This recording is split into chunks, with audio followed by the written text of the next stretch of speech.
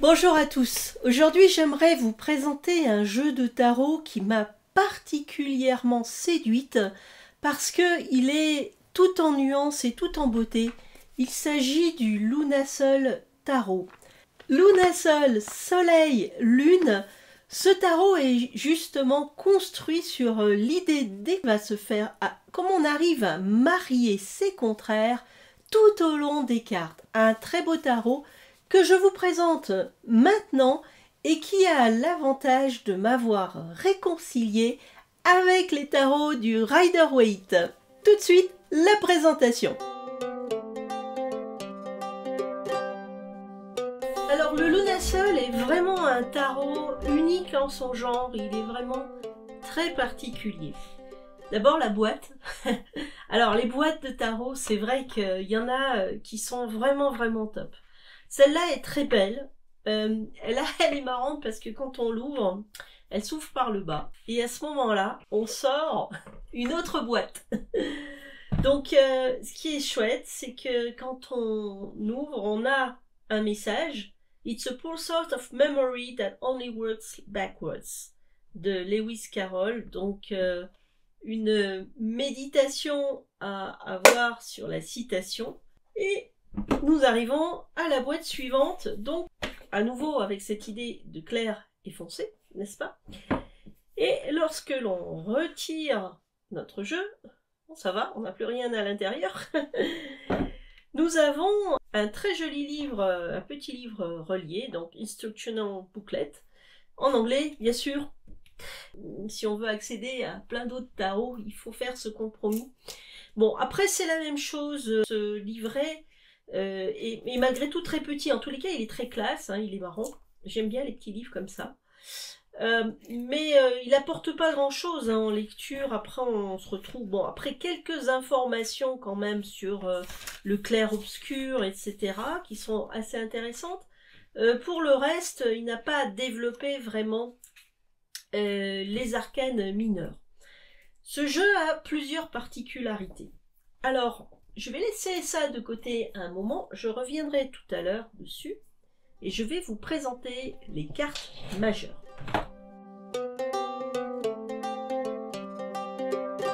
Voici les cartes majeures de ce jeu. Alors, ce que vous pouvez constater, c'est que ce jeu, le dos du jeu est un clair obscur, donc on ne peut pas lire les cartes à l'endroit et à l'envers. Il faut choisir un sens parce que on les voit. Donc certains jeux de tarot choisissent cette option-là. Je la trouve tout à fait justifiée aussi. On n'a pas forcément besoin spécialement de toujours lire les cartes endroit-envers. Un autre jeu qui faisait le même choix, c'est le Everyday Witch Tarot, qui est un superbe jeu dont j'ai fait une vidéo également. Alors, la particularité de ce jeu n'a pas d'atmosphère coloristique particulière, mais il joue sur les clairs-obscurs. Donc par exemple, la carte de la justice, vous avez le côté clair et le côté obscur, elle est au centre, elle joint ses côtés. Ce qui caractérise ce tarot, c'est aussi le détail. Ici, c'est vraiment la lecture du détail qui est la plus importante pour comprendre la carte. Il faut vraiment aller dans l'observation de la carte parce que les choses sont pensées et elles sont vraiment pensées avec minutie. Par exemple, je me suis amusée à redessiner cette carte et en la dessinant, je me suis rendu compte que nous avions une croix qui est sous-jacente entre le soleil et la lune, le soleil et la lune, et au centre le cœur du personnage avec l'énergie du cœur. Donc il y a ici une information très puissante en fait dans cette carte qui va au-delà de la signification qu'on connaît du monde. Alors, parmi les cartes, moi ce que j'ai aimé dans ce tarot également, qui m'a surprise agréablement, c'est que la carte de la justice a le chiffre 8, comme dans le tarot de Marseille, et que par conséquent, la carte de la force a le chiffre 11, ce qui pour moi est particulièrement logique. Je ne comprends pas vraiment l'inversion, enfin du moins, bon, elle est justifiée par le Rider-Waite, mais d'un point de vue logique et d'un point de vue de l'évolution du tarot et des chiffres, normalement la justice devrait être en 8, hein, c'est un double carré, et la force en 11, c'est beaucoup plus logique. Même si les dessins peuvent être légèrement différents, ils se rapprochent du tarot de Marseille. Alors évidemment, vous allez me dire, mais oui, t'exagères ici, on voit pas en quoi ça se rapproche. Effectivement, ça se rapproche pas totalement, il faut bien qu'il soit original, mais par exemple, on prend le soleil, eh bien nous avons nos deux petits-enfants avec notre muret et notre soleil. Et là, je suis totalement heureuse de retrouver une certaine continuité avec le tarot de Marseille. Toutes les images ont effectivement beaucoup de détails. Ici c'est le mât. Alors là aussi, alors, appelé de foule, ici, il regarde dans le bon sens, même s'il n'est pas totalement tourné vers la droite. La carte de la lune est particulièrement belle, avec les lunes qui se reflètent sur un point et qui créent un soleil. C'est toujours cette idée de clair obscur, hein, dans ce jeu de tarot, avec les lunes inversées, hein, les phases des lunes inversées. C'est vraiment un tarot absolument extraordinaire, mais il faut aimer chercher les détails, hein. Ici, par exemple, le magicien cligne de l'œil. En fait, il a un œil fermé et il a un œil ouvert. Donc là, également, c'est intéressant. Diable, il faut vraiment se pencher sur la carte pour y voir quelque chose, mais quand on commence à voir, oh là là, effectivement, c'est vraiment passionnant. C'est pareil, hein, si vous aimez dessiner, dessinez les cartes pour vraiment voir tous les détails. La carte de l'amoureux n'est pas une carte de l'amoureux traditionnel du Rider-Waite, donc ça c'est intéressant également, parce que, vous voyez, il y a comme un chemin qui passe par le personnage féminin et qui va jusqu'au personnage masculin en passant par l'ange. Il y a ici donc tout un symbolisme. Vous pouvez voir que c'est vraiment un jeu qui est très beau. Alors maintenant, nous allons voir les cartes mineures. Les cartes mineures sont comme les cartes majeures en fait, donc elles n'ont pas forcément d'atmosphère propre, mais plutôt une atmosphère propre à la carte. Mais il n'y a pas d'atmosphère propre aux suites. Alors les dessins peuvent apparaître simplistes, mais ils ne le sont pas. Ils sont vraiment pleins de détails et de minutie. Et certains sont très symboliques, donc comme celui-là par exemple, très clair, hein, très symbolique, des petits cœurs avec des deniers. Pour le 6 de denier, je donne avec amour, voilà. Le 9 de denier. Nous avons ensuite la famille des bâtons, donc c'est pareil. Bon, elles seront peut-être un peu plus dans les verts, mais comme vous voyez, les atmosphères sont pas vraiment des atmosphères. En revanche, effectivement, toujours la même chose, hein, je me répète un petit peu, mais on a chaque fois qu'on rentre dans une carte, en fait, on rentre dans un univers très particulier. Donc ici, on a la lune, vous voyez, hein, parce que c'est toujours le leitmotiv de ce jeu de tarot, c'est de bien comprendre les contraires et de bien comprendre comment ils nous influencent. Donc voilà, là ici c'est sombre, là c'est clair. Vous avez continuellement cette idée qui revient perpétuellement dans ce jeu. Alors c'est plus caractéristique dans certaines suites que d'autres, mais c'est vraiment cette idée. J'aime bien par exemple le 5 de coupe ici, on voit à quel point cette personne est dans ses pensées et comme elle est complètement omnibulée par quelque chose qui était mais qui n'est pas présent ici. Donc c'est vraiment super bien fait. Les atmosphères sont très présentes, hein, on sent l'atmosphère de la carte. Il y a beaucoup de symbolisme également dans ces cartes. Ici, le symbolisme est absolument extraordinaire. J'avais présenté cette carte dans le 2 de coupe. Voilà, là, c'est vraiment les contraires. Tout y est, en fait. Hein, c'est un petit peu la quintessence de l'idée de ce tarot, en fait, dans cette carte. Voilà, ça c'est donc pour la série des coupes. Et j'aime bien celui-là, il est en train de s'enfoncer avec ses rêves et ses illusions. Et puis la série des épées, donc ici le 6 d'épée, c'est pas facile de passer à guet en marchant sur des épées. Cette carte est également très parlante, donc le 5 d'épée, il a gagné certes, mais il est sur des ruines en fait. Donc il n'a pas gagné grand chose. Donc là c'est toujours pareil, hein, c'est très parlant, on a les petits personnages qui se cachent derrière, que ça c'est symbolique. Hein. Carte symbolique, ici elle est dans sa tour, enfermée dans sa tour, par laquelle il y a une échelle, d'où elle peut descendre. Voilà, certaines cartes ont plus de symbolisme que d'autres. Celle-là, elle est super marrante parce que les yeux du personnage montrent vraiment le problème ici des pensées.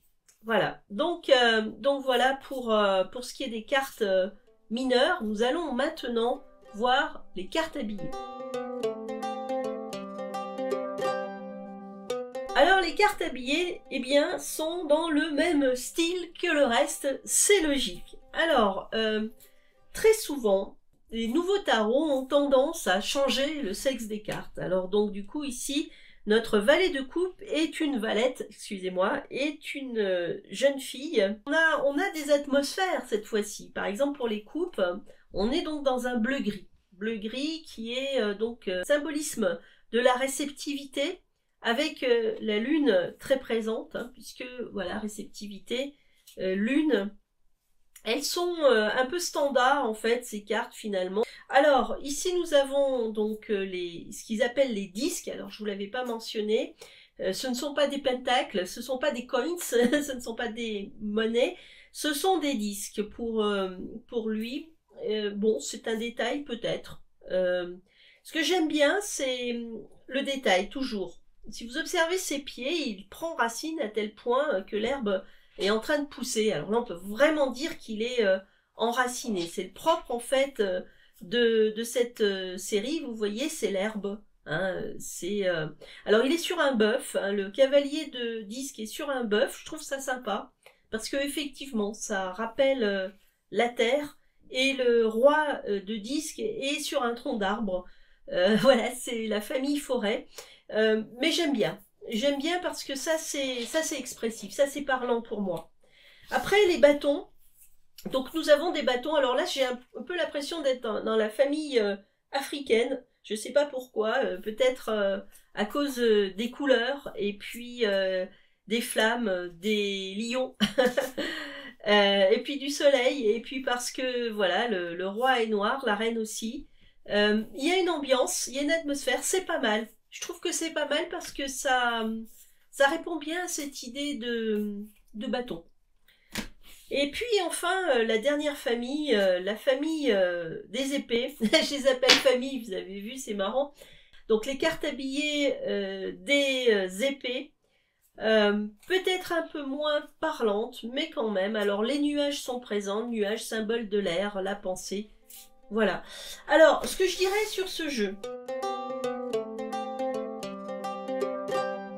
que les cartes habillées ont donc une particularité de famille, hein, qu'on les reconnaît facilement. Malheureusement, il n'y a pas cette particularité dans les cartes des suites, mais ça gêne pas vraiment en ce qui concerne la lecture.